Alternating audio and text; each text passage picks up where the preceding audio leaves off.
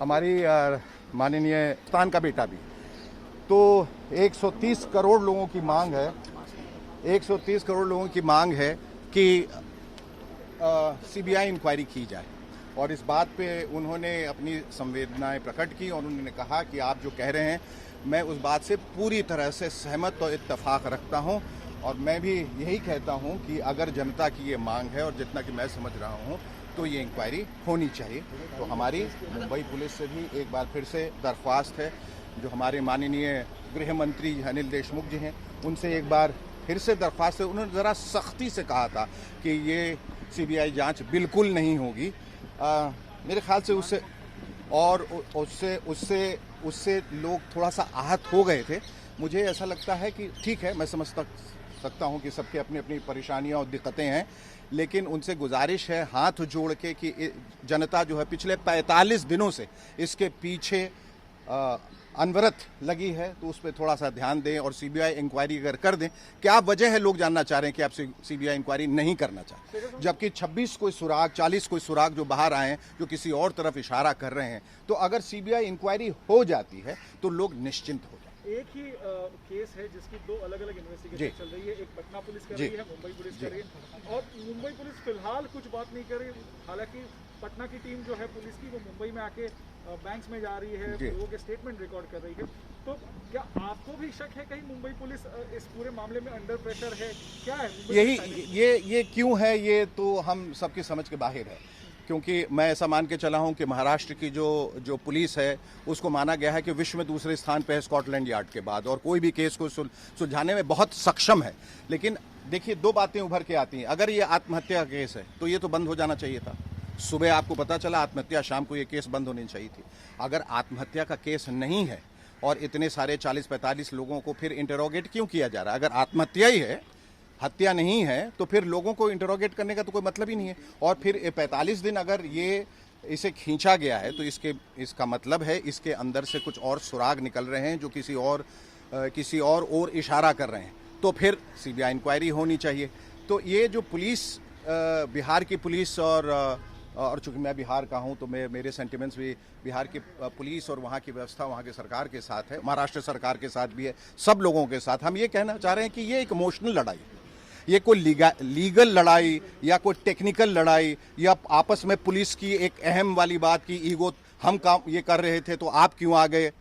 मैं समझता हूं कि ये जनता का एक सामूहिक जो एक भावना है, जो उद्वेलित हुए हैं, उसको ध्यान में रखते हुए सब लोग मिलके इसका निवारण अगर ढूंढ ले तो बहुत अच्छा होगा। 45 दिन से ज्यादा हो गए, but do you think कि Mumbai police has missed the crucial links in this entire issue? I think क्योंकि बहुत सारी बातें जो हैं, और इस पे तो मैंने बहुत तफसील से, बहुत विस्तार से बोल चुका हूं कि जो इतने सारे तथ्य जो बाहर निकले, एक तो फोरेंसिक जो एक्सपर्ट्स हैं वो 24 घंटे लेट पहुंचे, जो सीसीटीवी जो फुटेज है वो है ही नहीं। अक्सर ऐसा देखा जाता है कि क्राइम की जगह पे सबसे पहले सीसीटीवी फुटेज जो है वो गायब कर दिया जाता है, मिटा दिया जाता है, ताकि कोई सुराग ही नहीं मिले, कौन गया, कौन आया, कौन रहा, क्या हुआ, किसी को कोई इल्म नहीं, कोई खबर नहीं।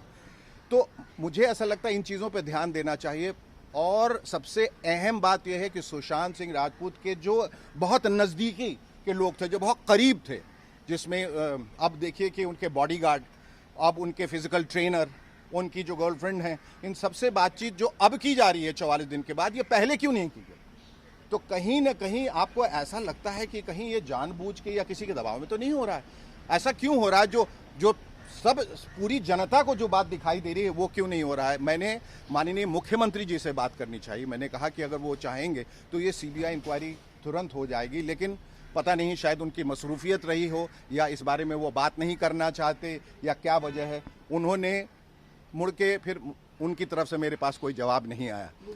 मुंबई पुलिस का कहीं ना कहीं अनऑफिशियल या हमके सूत्रों का जो कहना वो ये है कि सुशांत सिंह राजपूत के पिताजी ने जो कंप्लेंट मेंशन की है पटना पुलिस में, जिसके तौर पे एफआईआर दर्ज की है, वो कंप्लेंट जब उनका स्टेटमेंट रिकॉर्ड किया या उनकी फैमिली का स्टेटमेंट रिकॉर्ड किया, तब तो उन्होंने कभी भी नहीं कहा कि हमें किसी के ऊपर शक है या फिर कोई फाइनेंशियल एस्पेक्ट भी इस पे हो सकता है।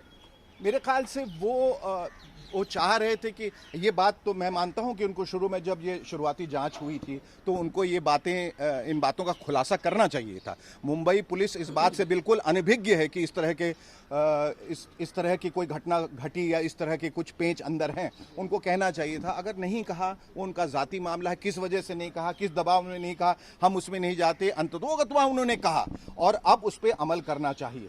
मैं ये कह रहा हूँ कि हम ये कह रहे हैं कि अब ये कहना कि ये जुरिस्डिक्शन की लड़ाई है, ये क्रिमिनल जुरिस्प्रूडेंस में नहीं आता है, ये फला में नहीं आता है, हम काम कर रहे थे आप क्यों आ गए। अब वो यहाँ पर आए हैं तो उनका सहयोग मुंबई पुलिस को देना चाहिए, क्योंकि हम लोग सब देखिए समाज के ही एक हिस्सा है।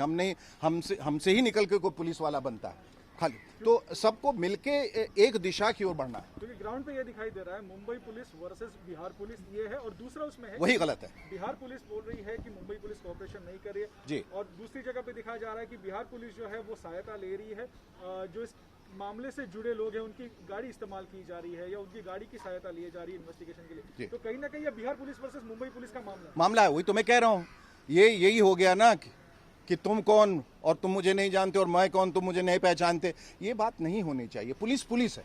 देश के किसी राज्य की पुलिस हो, महाराष्ट्र की हो, बिहार की हो, यूपी की हो, हर कोई काम अपना सक्षम तरीके से कर रहा और करना चाहिए। ये जहां पर मैंने कहा कि एक इमोशनल इशू है, यहाँ ये ईगो टसल नहीं रहना चाहिए कि हम महाराष्ट्र के हैं, आप बिहार के हैं।